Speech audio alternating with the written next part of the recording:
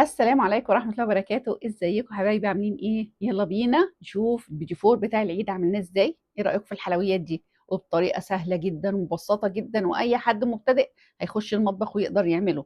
العرايس الصغيرين والله هتعمليه بمنتهى البساطة. يلا بينا نسمي الله ونصلي على الرسول الكريم عليه افضل الصلاة والسلام. معايا هنا نص كيلو من الزبدة 500 جرام، معايا 250 جرام من السكر البودر. هنا المقادير مهمة قوي ان هي تبقى بالجرامات برضو علشان الحاجة تطلع منك مظبوطة. آه، يعني ما فيش مشكلة ان انت توزني حتى عند حد لو ما عندكيش ميزان. الحقيقة انا هنا وانا بضرب بالمضرب بتاعي المضرب عطل مني. فاضطريت ان انا انقل الخليط بتاعي كله في العجان وابتديت اشتغل. ممكن لو ما عندكيش لا عجان ولا مضرب اضربيها بايدك ضرب جيد، مفيش مشكلة خالص. المهم ان الزبدة بتاعتي توصل للدرجة دي، تفتح لونها بالشكل ده. بعد ما ضربناها كده الضرب ده هنبتدي نشغل عليها تاني، وهنجيب معايا هنا 3 بيضات. هنحط اسانس حليب 3 نقط كده من اسانس الحليب. لو مش عندك اسانس حليب هاتي فانيليا، بس اسانس الحليب بصراحه بيخلي البيجي فور اكنك جايباه من بره بالظبط.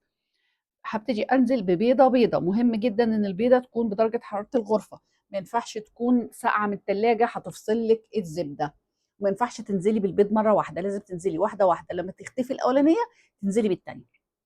كل شويه بنزل العجان كده وبقلبه تقليبه عشان اتاكد ان اللي تحت يعني اختلط كويس بالعجينه كلها او بالزبده كلها. بصي بعد هنا ما اتضرب الضرب ده كده كويس هبتدي انزل بالدقيق بتاعي. الدقيق بتاعي هنا 750 جرام من الدقيق. برضو مهم تلتزمي بالدقيق. الدقيق هنا بتاعي كان فاخر، آه، اعلى سنه شويه من الدقيق العادي.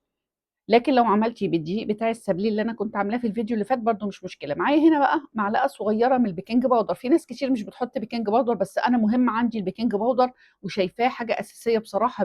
بيخلي البيدي فور بتاعك يطلع هش وخفيف وطعم جدا. معلقه صغيره واحده بس، ما تكتريش عن كده.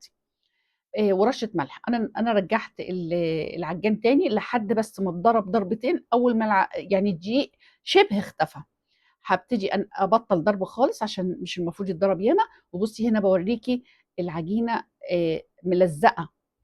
ما تزوديهاش دقيق، لما تمسكيها بايدك كده تتلم بعد ما سبتها استريحت شويه. بصي في منتهى الجمال. هبتدي بقى اقسمها علشان احط كل نص عليه كاكاو. نص كاكاو يعني ونص فانيليا. آه، انا طبعا سويته على درجه حراره متوسطه، والفرن بيبقى شغال وانا شغاله فيه كده صينيه صينيه، بطلع واشتغل على طول مش بيتركن. وربنا يحسن ما بين ايديكم جميعا يا رب.